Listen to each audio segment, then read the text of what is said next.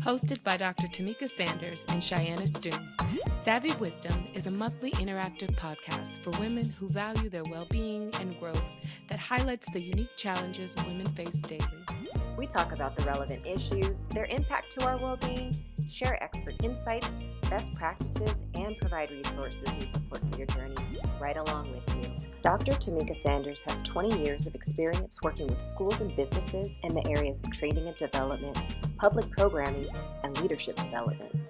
Her work revolves around bringing a diversity of real-world perspectives into programming initiatives and creating strategic community partnerships that can generate revenue and provide access to resources and opportunities for marginalized groups. Cheyenne Stoom is a multi-talented Cali creative with 20-plus years of extensive banking experience, with a proven track record for driving transformative change and fostering a culture of excellence through process improvement, DEI, strategy planning, and program management.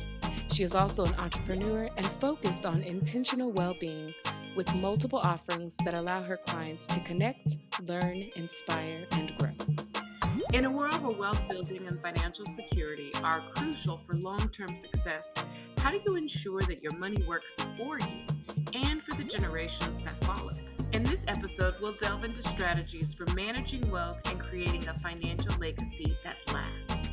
Learn how to grow and protect your wealth, build generational stability, and empower yourself to make informed decisions that align with your values and vision for the future. Welcome. We're doing things a little bit differently this time. We've got an extra face here. I think that is really awesome. This is a first for us. Yes. And Savvy Wisdom. And we are so happy to have Courtney Leffall with us today, our wealth management expert. And so, but just a good friend that we've known for a while. And so we're so excited to have him join us today and just share his expertise and his knowledge. But thank you all again for just tuning in. Remember to continue to share, like, and subscribe. We do this for you. And so we want to make sure that you're sharing it and you're liking and you're on for the ride. And we're excited because this is episode 11. Oh, my goodness. Just one more to go for 12. And we're going to do our champagne toast in December with y'all. Oh, I cannot wait for that. Yeah, they got to send me a glass virtually.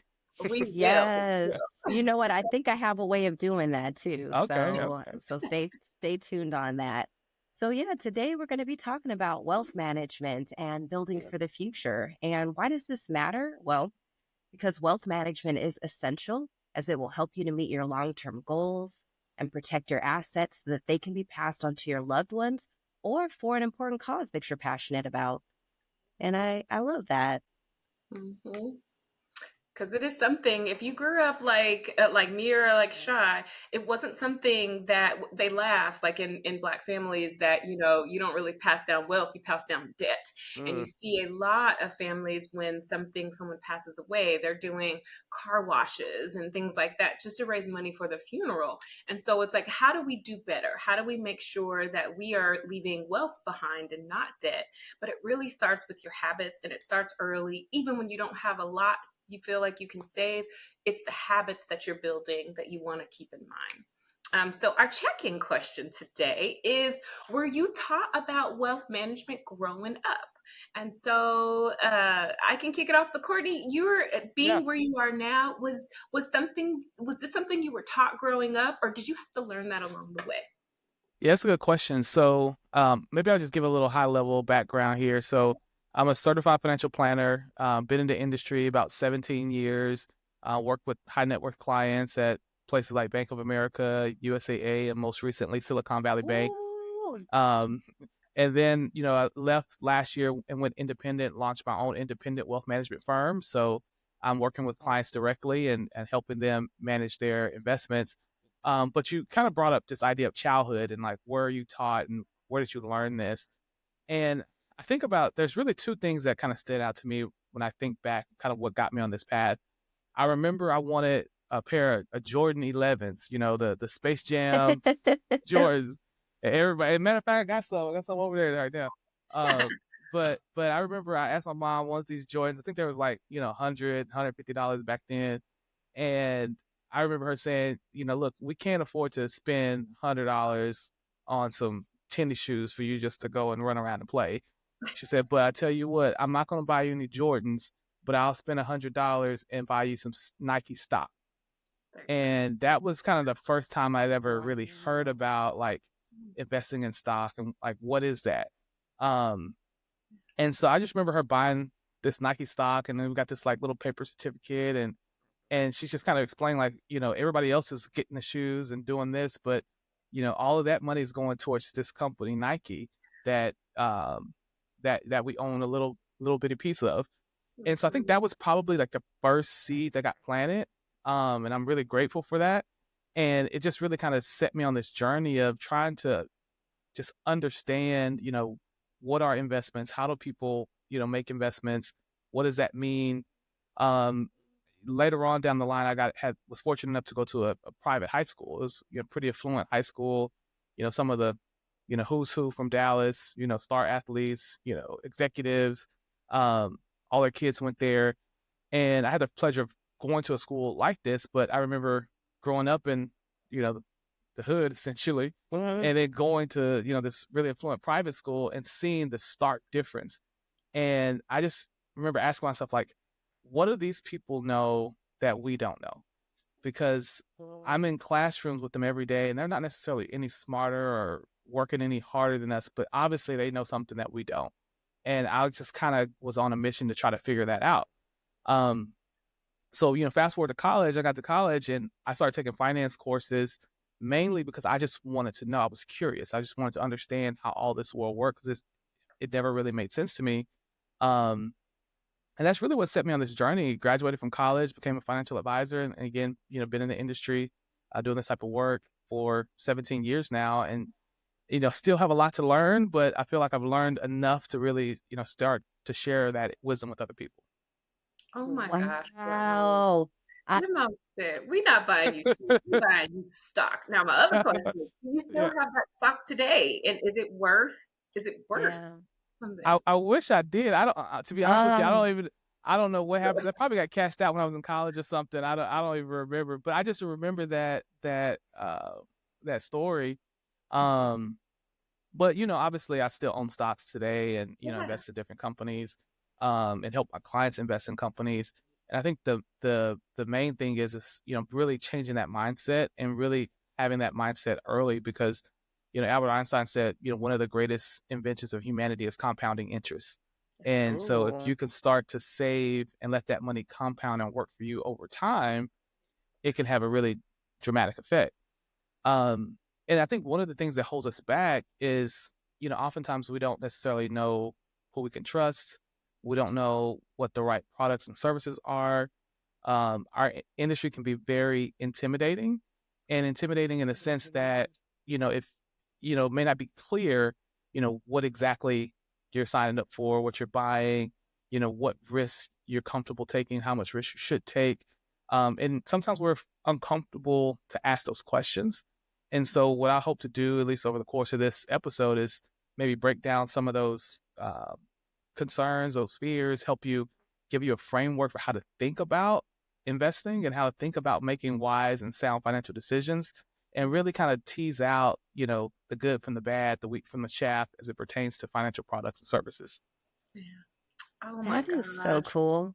I love Oh my that. gosh. I know, I'm getting chills already. So, Shai, did you growing up, did your parents talk about money or managing it, or did you see any of this growing up?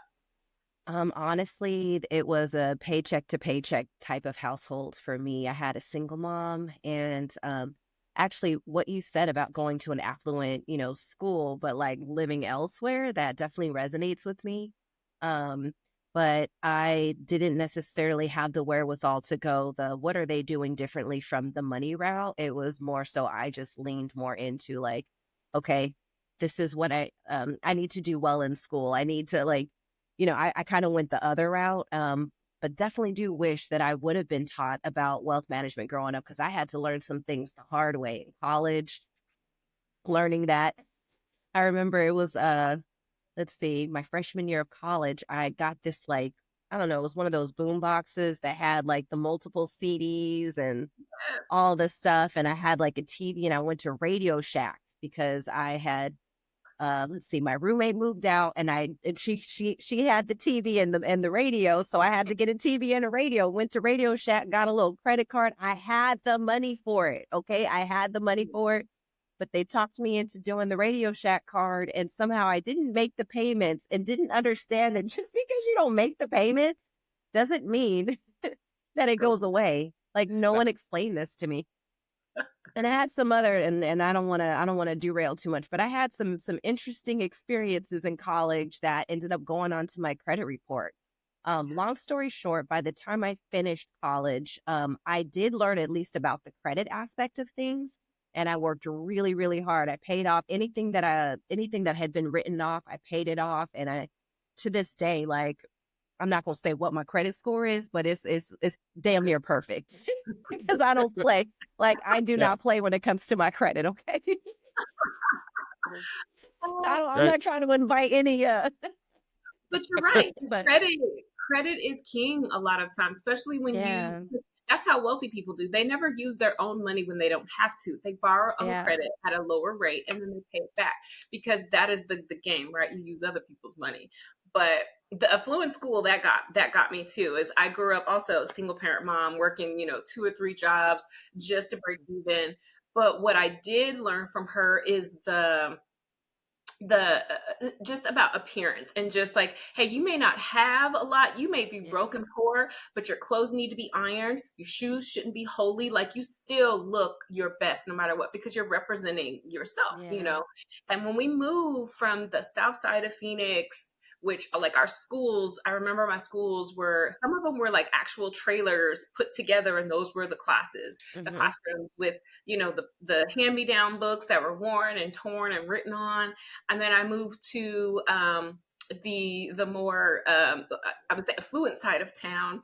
And although we weren't living in affluent, we were in apartments still. At my school, I could see the difference with computers in every classroom, the textbooks, the cleanliness, what the school looked like, the offerings and the access that they had to internships and these other things that I did not even know existed growing up in South Phoenix. And so I did the same thing, Courtney, and a little bit shy. What you did is just like, okay, one, I was just like, this is how my community feels about me, my Black and brown people, and this is how their community feels about them. Why are they viewed as more valuable than me?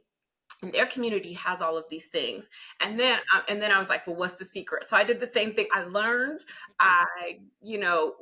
school was my thing too, but I was like, I need to learn everything because I feel like somebody just keep secrets. And I'm like, they know the secrets and I need to find out. I was like, I'm gonna learn everything. But the credit that you mentioned, the credit, like when you come out of high school, you hit 18, I feel like them credit card companies just be there. And you think, ooh, I got this. You don't even understand credit in the way that you should. You just know I got this card and I'm gonna just pay, and you forget, you gotta pay this back, And so that's part of that debt and that management and things that I wish that they taught us early, because that's usually people's first debt is credit card debts coming out of high school going into college. So yeah. Oh my gosh, y'all, we could probably talk about this all day. Let's move to the other things that we want to talk about, which when you think about setting goals, right? Before you start saving, the first part of your wealth management is like, what are your goals? These are some questions you definitely want to make sure you ask yourself. One is, what do you want your legacy to be? Who are the people or the causes that matter most to you? And then what are your main, what might be your main concerns?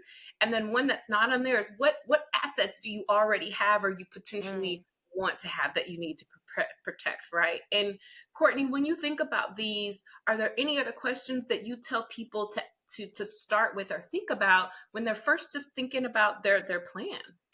Yeah, I mean, 2 questions I always ask my clients is, number one, what do you want to achieve, which I think is kind of spelled out here. But then what do you want to avoid, and a lot of times that what do you want to avoid question really kind of teases out some of these concerns. And what you hear people say is, I don't want to be a burden on my children, when I'm in retirement. You hear people say, I don't want to live in an apartment forever, right? Or I don't want to, have to worry about, can I buy this or can I buy that? I want to be able to have some discretionary spending. And so I think a lot of times being able to frame both sides of that question of what is it you want to achieve? A lot of us can picture that, but then what do you want to avoid? And then be able to take the financial steps, because you're either moving in one direction or the other. You're either moving towards the stuff you want to achieve, or you're moving towards the stuff you want to avoid. And so, my role is really just to help you tease out what it is that you want your life to look like, and then to show you how to get from where you are to where you want to be. Yeah. I feel like, okay, so I love this, right? But I feel like there's kind of this extra layer, we're hot off the heels of the elections and everyone's and everything, right? This like big elephant in the room. And, I came across this like Instagram post. I think it was like Care During Chaos. And it talks about, communal care and just things that we need to start doing. And so I think about that aspect with it. Have the questions that you've been getting, Courtney, have they been changing, over the course of the last couple of weeks? People's main because right now there's so much happening, and whatever you thought that you planned, is there even a point to it at the, like, Yeah. I'm just, Yeah, so it's a good question. And the short answer is yes. Questions have changed a lot, and I'll share with you some of the exact things clients have been asking me.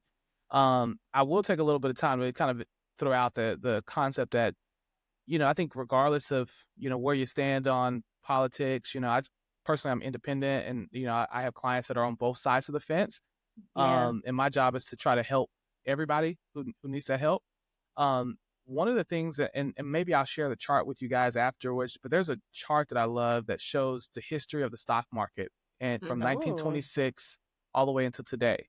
And then it breaks it down by presidential administration. And it shows you, and really what you find is it really doesn't matter who's president or whether it's Democrat or Republican. The stock market over time, essentially, is just an upward and to the right graph. There's some ups and downs, there's some ebbs and flows, there's going to be some bumps along the way, but in general, it's up and to the right. Go ahead.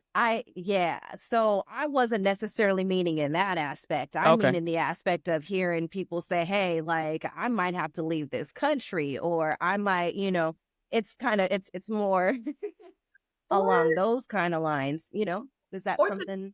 Or pivoting, because I'm in this accelerated business class, or this business group called Impact AZ, that's helping Black-owned businesses and things. And our advisor, Dr. Velma Traham, she's also the advisor to the White House for small businesses.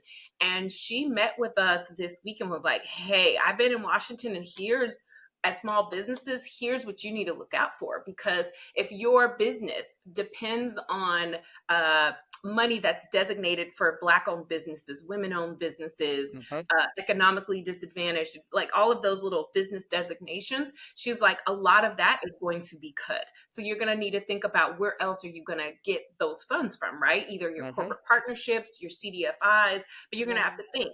Also, if your business is related to things like DEI or any of that, you also want to be careful, because some of those businesses, and a lot of them, are going to be targeted, right? But also you may have to switch your language. So those are kind of questions I think Shai is thinking about. Like, are people asking you different questions about their liquidity and about their money, and maybe what to invest in or what to pull out of? Or emergencies, if they do have to like kind of cut and run really fast, what are some options? Because a lot of people are thinking like that. Yeah, I would say, are people asking those types of questions? Yes. There's people that have all sorts of questions of that vein. I think it really still goes back to the core principles, right? One is having that emergency fund. And that's what emergency funds are for. It's for the unexpected, the unknowns, the black swan events, the things that, all of a sudden there's a political bill that cuts funding to my business. Okay, well, your business and you both should have some emergency cushion. Also being adaptable and being able to really look at the marketplace. And I'm not just talking about the stock market, but just the landscape. and seeing it for what it is and seeing it for what it's evolving into, and not necessarily putting on rose-colored glasses or doomsday glasses, you know? Yeah. And usually what I find is that it's never as good as some people expect, and it's never as terrible as others expect. And that the truth is usually somewhere there in the middle. But that doesn't mean you don't need to be prepared. It doesn't mean that you don't need to have those foundations. It doesn't mean you need to be thinking through and staying on top of the legislative changes. I have a client. I'll share a little bit about his business. He's a black man, has contracts with the government. I can't say exactly what because some Yeah. of that Yeah. is classified. Um, but these are questions or concerns that come up. But he's still, traveling more, meeting with, his contacts in the government more. In the last month, he's made 2 trips, from Dallas to where, where he needs to go. And so I think some of it is also, and I'll share what he told me from the last trip. He came back from Puerto Rico on his last trip, and he said, actually, I was a little nervous, but they were so excited. They were so excited about what we're doing, and so excited about helping me. They're actually connecting me to other agencies and, helping our business grow. And it may not necessarily come through, let's just call it, a DEI, filter.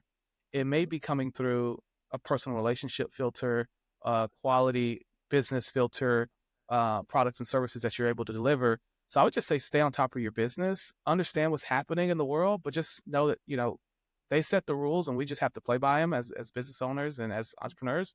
So play by the rules they give us and make the most out of it, and just recognize that, the truth is going to be in the middle somewhere. You are so right, because that's another thing that Dr. Tran was saying. She was like, you know what, your partnerships are going to be more key than ever, because as they cut services, that also means that there's going to be contracts for those services, right? That they're going to need, and the government's going to be handing them out. But if you're a small business, you're going to want to partner with some other orgs so that you can be competitive when you're going for these government contracts. And so she said there might be a downfall in one area, but it might also open up a huge opportunity in others. So be ready to pivot, right? And be ready to pivot quickly so that you have those. But relationships are key. This goes into what we think about now. And Courtney, you touched on it, thinking about the 3 strategies. Like, what are some strategies to kind of help us organize our financial kind of life? And we had broke it up into these, to thinking about liquidity, longevity, and your legacy. So which is your wealth now, your wealth for later, and then maybe wealth for others. What do you, when you think about these, how do you normally advise clients to kind of organize their plan, or their strategy? Yeah, no, I think this is a beautiful framework, because I mean, really, everything kind of falls in one of those 3 buckets, right? And usually, what we do is we really try to help the client prioritize what their goals are. So some clients, the primary goal might be, I need to buy a home, right? And that might fall into the liquidity bucket, wealth for now. I got to make this purchase in the next 12 months or so. And so the investment products you choose, the strategy that you choose, that's going to be shaped and influenced by what the goal is and how much time you have to get there. Other clients really specialize in retirement. They really are focused on, okay, in 10 years, I want to be done. And how do I get there? What do I need to do to make that happen? And we put a plan together. Same thing for legacy. Some people are very about leaving a legacy to their kids. One thing I would probably add in just kind of maybe through analogy, right? It's, imagine I said, hey, Tamika, what should I wear tomorrow? Well, you're going to say, well, where are you going? What time of day is it going to be at? What's the weather like, right? Who all's going to be there? There's so much other information that goes into that. So I think a good plan and a good strategy, it starts with asking those questions. What do I want to do? Like, when do I want that to happen? How do I want to feel on my way there? And then all of a sudden the answers start to emerge. A lot of times, in my conversation with clients, the clients kind of come to the conclusion themselves, which is a great, great outcome, right? Where, they can start to understand, okay, if I want to do A, B, and C, and here are my constraints, then it probably makes a sense that I should either do this or that. And then Right. I'm here to Yeah. help guide them between those two decisions. Um, so I love the framework. I think it's beautiful. The other thing I'll add here is, and maybe we'll get to this more a bit later, but is thinking about the products and services that are available to you, throughout these different buckets, right? And I'll speak high level and maybe we dive deeper later, but Yeah. I would say that there's essentially four broad buckets of financial products, right? So you have, your banking products. So think of, your deposits, your checking, your CDs, high yield savings. Usually those are going to fit closer to that liquidity bucket, right? Those are going to be those low cost, generally very, very safe and liquid FDIC insured types of products. Then you have, your investment products. So these are your mutual funds, stocks, bonds, ETFs. That's things like your 401k plan. And those are usually for that middle tier, longer term investment strategies. And then when you get down to the legacy planning, a lot of times, of course, you can still use some of those investments, but that's when we start to think about, insurance. We might even think about annuities. We might start to think about Trust. foundations, trusts, those types of products that are really designed, with someone else in mind, if that makes sense. Um, and so I think being able to kind of keep that framework, because, if I have a liquidity need, I'm not going to necessarily go and buy a 10-year annuity to match that liquidity need. But trust me, there are people out there that will definitely sell you one and get a commission on it. And so you definitely want to be, savvy to that as you're going through your financial journey. I love that. And thank you for breaking that down. This goes into kind of our next thing, and we are going to talk a little bit more about actual products, because that's Courtney's that's what he does with his clients. And so we want to talk about that. But when you think about saving for the future, you can plan, right? I think about the situations that happened to me in Try, getting laid off from a job, having done, your good due diligence of having, a year's worth or 6 months of savings, but then whatever the job market is, getting back on there, you run out of that, or you're going into the funds that were planned for your retirement. And so even though you're living, you're also stealing from that retirement, because whatever the market is, job market or just aren't there. So, Yep. and I know, Yeah. Shai, this hits home for you. 'Cause, right, you have a really good savings plan, but now you happen to dip into it. I'm literally, yeah. I mean, full transparency, I'm living off of my IRAs. Yeah, I have no additional money going into that. It's just that's what I'm having to do to survive right now. Um, but then I also understand I have, certain constraints. I'm in school right now, and then recognizing the path that I am choosing, which is different from the path that I was on, I have to be really intentional about what I choose to align myself with, for a primary paycheck at this stage of the game. So, um, but yeah, right now there is no savings. There is just surviving right now. Yeah. yeah. Courtney, have you had clients that have had that where if in essence they did everything right? They've been, because Shy, if you hadn't have planned for your future, you would have no IRA to be to be pulling from. So you Yeah. did what you had to do. Have you had clients, Courtney, in that situation where they were planning, they had everything, but due to whatever life throws at them, they're now having to dip into that? And what either, have you what solutions or things have you had them? And then also when you're thinking about savings, where do you advise people to start with Yeah. that savings, whether it's small or large? Yeah, good question.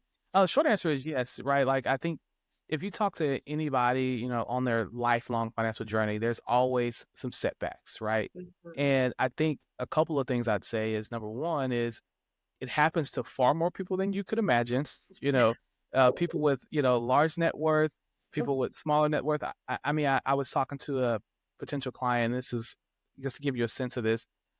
This guy, he was a billionaire, somehow blew through all the money and owes the IRS $30 million, right?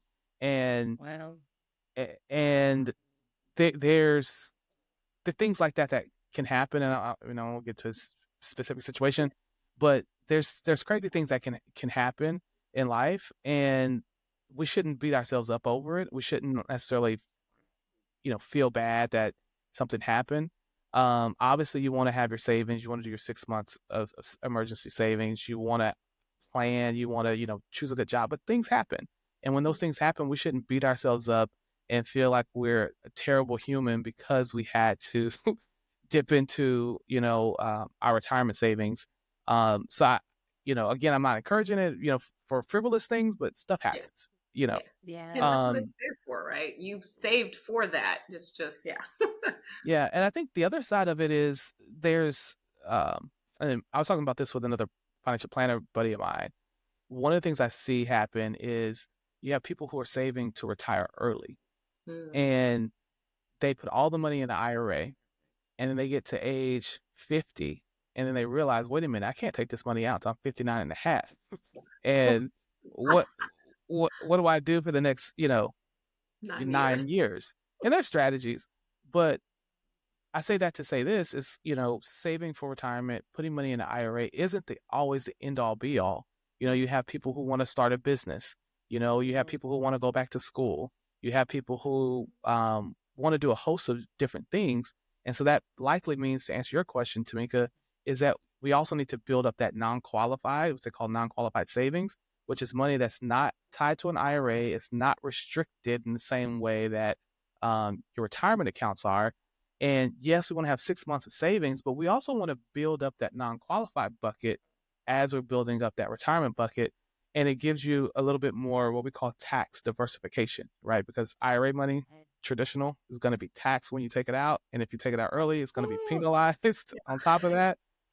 So sometimes you might be a little bit better off building up a bigger cushion outside of that IRA to account for things like, what we've thrown out there. But again, things happen, and I think the bigger thing is, don't beat yourself up. If that's where you're at, be grateful that you have something to rely on, and then start to build from there. Yeah.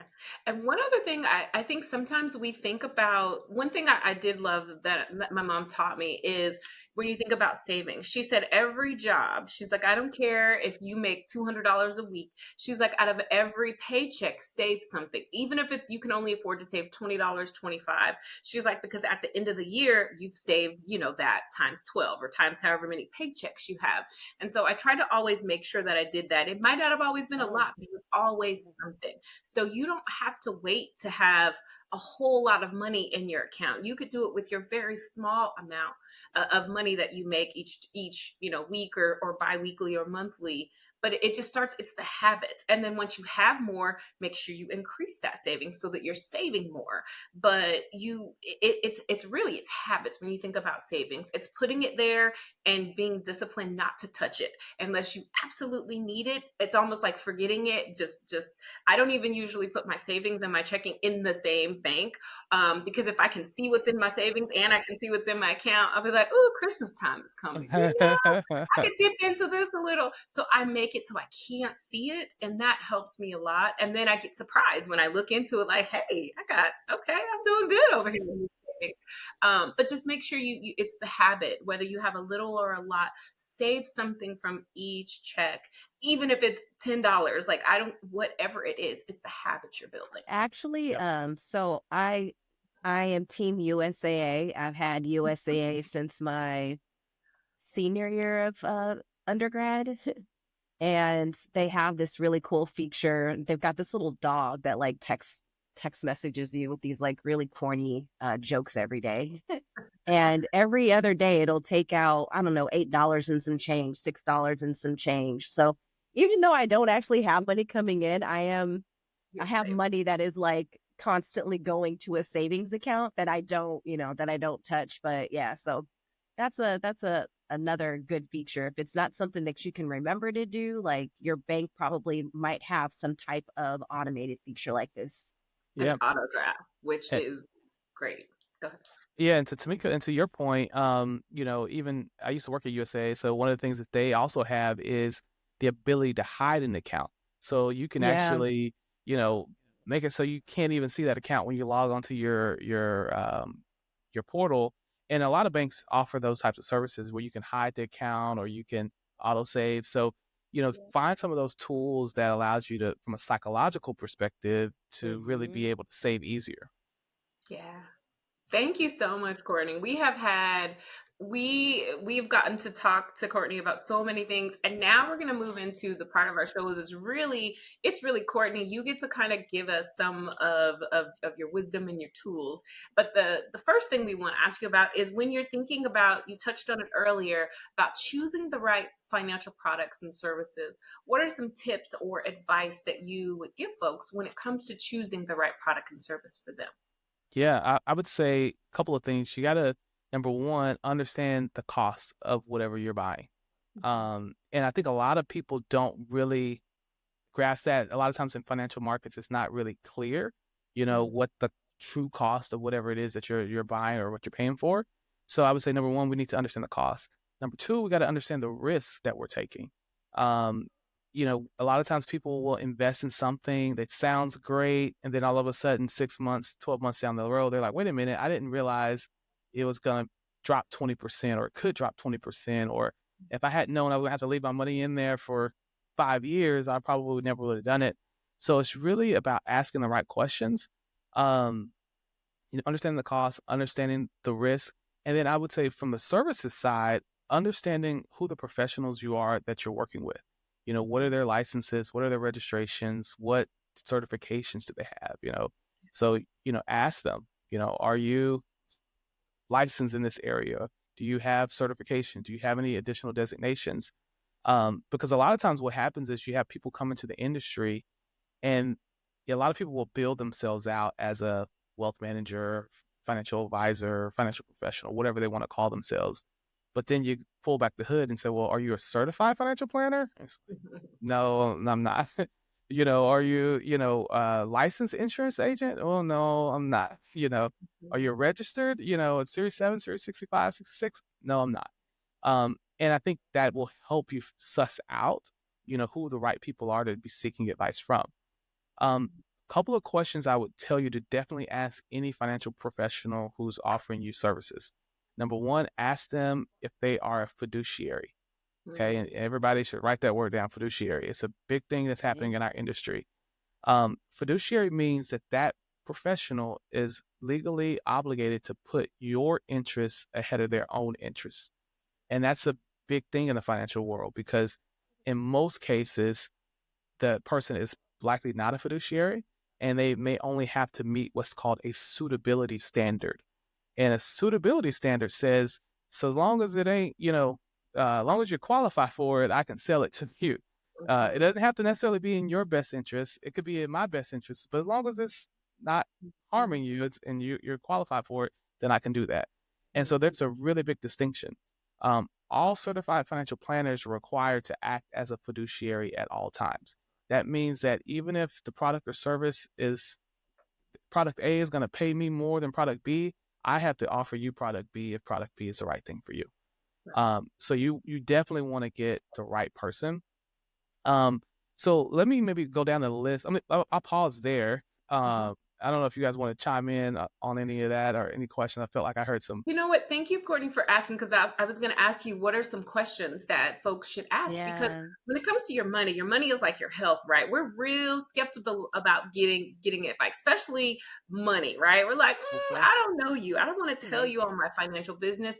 And if your financial person knows more than you, which they should, how do you know that they're not deceiving you? So thank you so Yeah. much for saying, here's what you need to make sure that they're certified, that they are Yeah. fiduciary versus suitability. And so thank you for giving us those kind of clarifying points.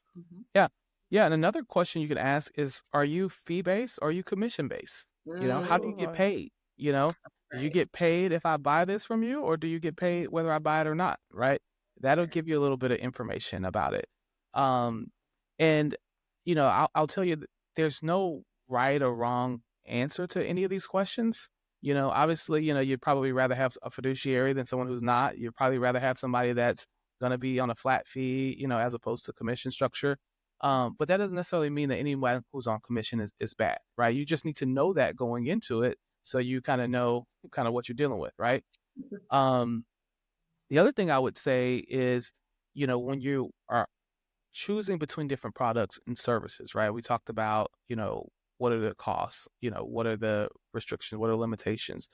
Um, One of the things you really also want to understand is how much does the person who's recommending it to you get paid? You can Mm-hmm. ask that question, right? Like that's a fair question to ask someone. Hey, you're recommending that I put my entire IRA in a 10-year annuity? Just out of curiosity, how much did you get paid on that? Oh, you're Right. going to get a 5% commission check. You're going to get, $5,000 up front if I do this. And how much you get paid on this one? Oh, you don't get paid anything. I see why you might be pushing me in one direction or the other. You see? Exactly. And so some of these questions are really for you to help you uncover maybe some of those motivations, Mm-hmm. because I wish everyone in our industry was On the up and up. on the up and up. So are trying. We're a fiduciary. Not everyone in the industry is a fiduciary, right? So you have to ask those questions to protect yourself, and there's nothing wrong, and don't be afraid to ask those questions. Um, Now, a couple things I'll also talk about is you also start to hear people talk about things like, they'll say stuff like, oh, well, you can use your life insurance to be your own bank and you can borrow money from your annuity. You could do all these, and this is what the rich people do. They go and do this and they do that. And if it starts to sound really complex and it starts to sound, oh, this is what the rich people do, and I'm giving you this secret, that's a way that people can kind of play on your emotions. Doesn't mean that those strategies don't exist. Doesn't mean that those strategies don't have a place. Doesn't mean that it's all bad or that it's necessarily wrong. But it's usually a red flag for me, right? Life insurance is supposed to be primarily used to insure your life, right? Do they have cash value? Sure. Can you borrow from them? Yeah. Can are there other little bells and whistles you can add onto it? Absolutely. But the number one thing is life insurance. So, Yeah. you know, and oftentimes, particularly with people who have uh, lower assets levels, they'll get those types of pitches. And it's because those products pay a high commission towards the people selling them. And oftentimes the people selling them may not necessarily be a fiduciary. They may not be, those types of individuals. And they're just trying to find the most profitable way to to sell you something. Right. So annuities, life insurance, those are two product areas to be careful in. They have their place. Now, investments, a lot of times people come in and say, not advisors, but clients, everybody wants to make 20%, 30%, I'm going to make this amount of money when the market goes up. What you really have to be concerned about is what happens on the flip side when the market goes down. I've never in my entire career had a client call me and say, "Darn it, Courtney, you made me too much money this quarter. We went up way more than I expected. I'm firing you." No one ever complains about the upside. Everybody wants the upside, but when you start talking about investment products that have risk, there's also a downside, and generally those are correlated, right? The higher, more upside potential, generally speaking, the more downside risk there is. So I say that to say, don't get, too rose-colored glasses when you see someone talking about high returns and what this could possibly do. You want to ask about, tell me about the down years. Tell me about the worst year that it ever had. Okay, you're showing me your portfolio. How did this portfolio perform under these different market conditions in 2008? How much would this portfolio have dropped? And then now you have an understanding of, okay, what should I expect in the down year? Because the up years, everybody's happy. It's really the down years. Um, and so really, I think a lot of choosing the right product is, we should probably change the title on this to asking the right questions. And, Right.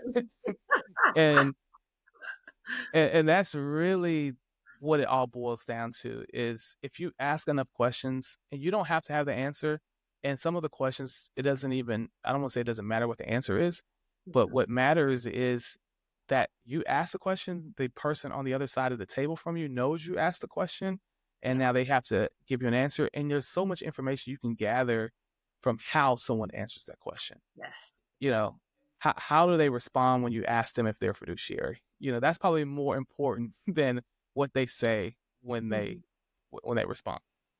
Oh, I love that because how they answer, if they avoid the question, if they ask you Yeah. another question, so they could again avoid, like they say, we like politicians, but you answer the question, but you don't really answer the Right. question. I love You know, that. Yeah, I'll tell you how the answer should go. Are you a fiduciary? Yes. Or right. Or no, right? yeah, I It's am. not well. Yeah, well, I'm not. I used to be back when but that's it. Yeah, Yeah. right. Are you certified? What Yes had or What no? happens? happened was, see, I took the test, but I haven't done my capstone yet. Right. It's like, no, no, no. Those, but that's a really good point. Those are yes or no questions. Are you licensed? Yes or no. Are you certified? Are Right. you a fiduciary? So there shouldn't be any wiggle room, no maybes, no wells. And so thank you. Or if they are hesitant to tell you that Mhm. information, that's also letting you know. If they're Right. hesitant to tell you whether they're commission or fee based or any of these others, that's also should make you kind of just pause, may not necessarily the right or wrong, but just pause because there's hesitancy for a reason and Mhm. trust your gut on those things. Yeah. Yeah, absolutely. Absolutely. And Um, then, you go ahead. Yeah. no, I was gonna say so you've got us with asking the right questions, and then once you've got your good team in place, you know what to do.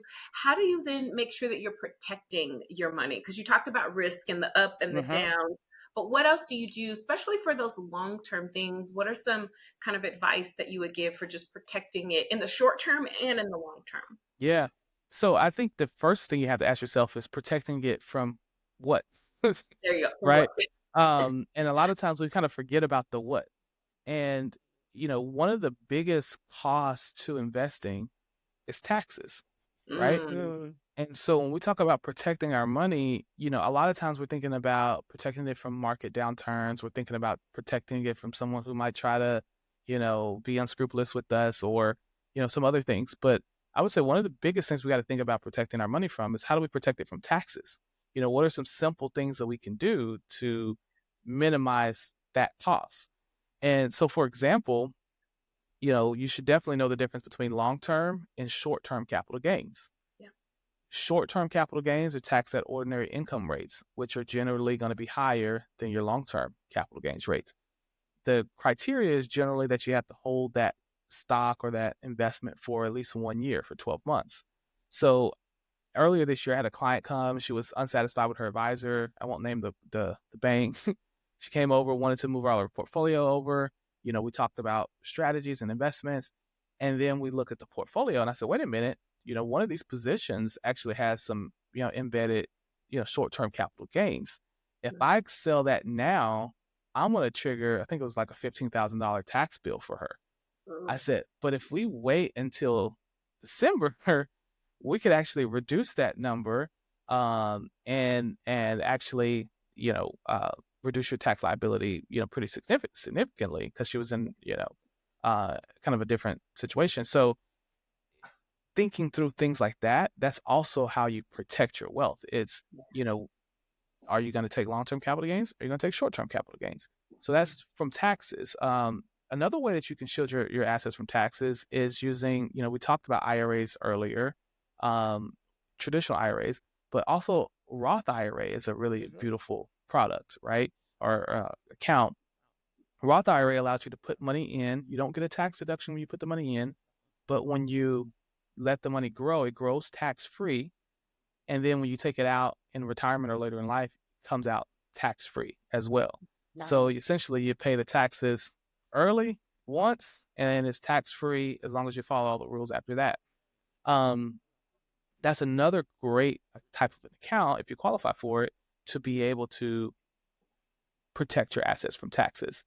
Um, another, traditional way to do it is through other types of accounts like 529 plans. If you're going to be saving for college, okay, maybe why don't we put that money into a tax advantaged account like a 529 plan that allows that money to grow, tax deferred until the kids goes off to college. So, there's HSAs, there's a host of different types of accounts that the government has allowed us to have that so long as we use the monies for their intended purpose, we likely can get some tax benefits. So, protecting money from taxes is huge. The other thing I'm going to tell you is you got to protect it from yourself, because I'll dip into it. yeah, that's probably a bigger issue, right? So, it's the dipping into it. It's, oh, it's just this thing. I don't, everything is an emergency. Yeah. And it kind of ties me back to before slide before about, services, right? That's one of the advantages of having an advisor is, you call your advisor, hey, can I do this? Should I do this? And sometimes you just need to have that conversation. I was talking to one of my neighbors, and she was telling me about how I was giving her a jump on her car, right?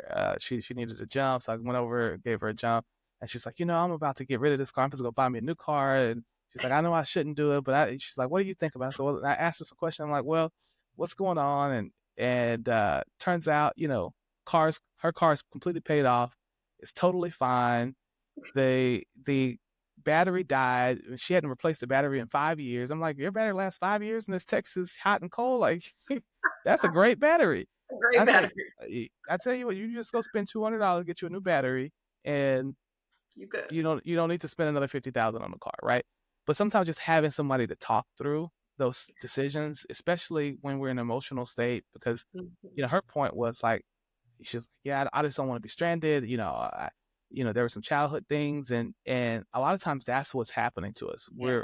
We're trying to compensate for something. We're trying to buy our way out of something, and you're just having another professional to talk to, just to talk through it, and it takes you from a $50,000 purchase down to a $200, battery replacement on a car that's totally paid off and totally fine. Yeah. So you got to protect it from yourself. The other big thing that you have to think about is, protecting it from your friends and family. Shy. Listen. Yeah. Our family's money bank. We're not gonna. I know, we're not gonna go there. It's also probably best that I'm under the weather, so I can't even go there right now. Anyway, I'm fighting for my life right now. But it's a good one though when you think about family and friends, because they know you have money, they know you've been doing good, and they might honestly, goodness, need it, right? And there's those times you have to decide: do you want to help them out? Can you afford to help them out? But if it's all the time, all of a sudden the good planning you're doing, it eats away at it. So yeah. Yep. Yeah, and the thing is the friends and family can spend more money than you can ever make, and that's, I mean, you see that in the NFL, NBA, and so. Yep. Yeah, and I think a lot of it is, there may be a place in you where you want to help, but we have to get to a place where we understand that sometimes the best help you can give someone is to let them figure it out on their own, and that you can't always go and dip into your account, dip into your savings, and dip into everything that you've built and that you're building to bail other people out of their situations. Not to say don't be generous, don't be charity. That's not what I'm saying at all. And the other thing is, one of the ways you're able to do that is you can actually set a budget for that type of stuff. You can say, okay, I'm going to carve out X number of dollars. These dollars are to give my church or give to charity or to help, my cousin or whatever it is that you need to do. But you don't want to do it to the extent to where you're derailing yourself from your goals, because most people, even deca millionaires, can't their family can outspend them easily. And their family and friends aren't putting anything back into the bank. They're just taking. And so you have to limit it. My mom and my stepdad, they do really well they buy different properties. They fix it up, like land that's just like land, and they'll fix it up and then they sell it. So they're doing really good at that. And my mom and my stepdad, they're trying to retire in just a few years. So they've already kind of made their budget and they're trying to start living on it now so that they know it's going to sustain them. But when they sold one of their properties, they wanted to give us all some money, but they set an amount. They said, we're going to give everybody this amount and that's it. Whatever you do with it, you do with it.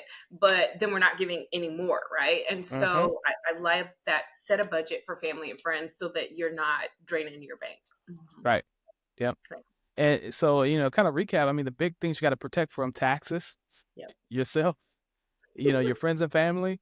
Those are really the things. And I would say probably the fourth one is, it's just going to be, just the hygiene around digital safety and security, hackers, scams. I mean, this isn't a lesson on that stuff, but you should be changing your passwords, using a password manager if you have one.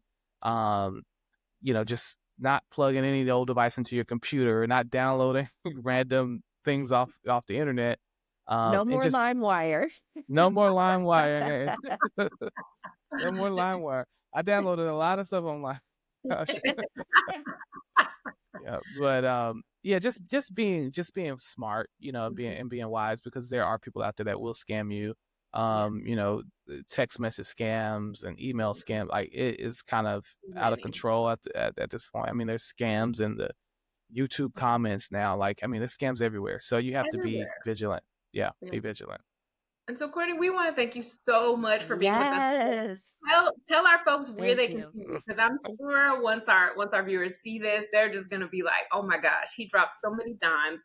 I want to work with him. I want him to be on my financial team, right?" How do Yeah. they find you? And yeah, how do they find you? Yeah. So I'm on LinkedIn. So Courtney Leffall, Leffall. You can reach out to me on LinkedIn, or you can email me directly at courtney@lxparker.com. That's my professional email there. And then our website is lxparker.com. We'll put your info and just say, "Hey, we had a special guest," because we're so thankful you were our first guest. We hope to have many more next year, but I'm so honored that it was you. We go way back. Way back.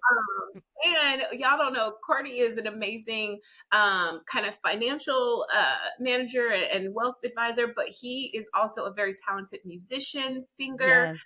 just talented extraordinaire. Just so Look, I got just my keyboard right there. Oh. I would be like, "Take us out on a song," but I ain't gonna put you on the spot. But Yeah. just like, thank you so much from the bottom of Yes. my heart for just being with Thank us you. and dropping the nuggets to help us, but also make us more informed when we're thinking about building our wealth, and starting at it the right way. So thank you so much. Also, thanks for Yes. having me. And, Yeah. anytime you need me, I'll be back. All right, definitely. All right. Yay. Well, thank y'all. I hope y'all enjoyed the show. Our next one is our last one for the year, and so we're super Yes. excited. We'll be doing that champagne toast, and Courtney will do one virtually with you. There you go. Yes. Just enjoy. I know it's going to be holiday seasons coming up Yep. soon, but just protect your peace, protect your mind, and protect your wealth. All right. So, There you go. Yes. Thank Love you. it. all right. Have a Y'all. good one, guys. See ya. Bye. Here's how to connect with me for any of your business or educational consulting needs.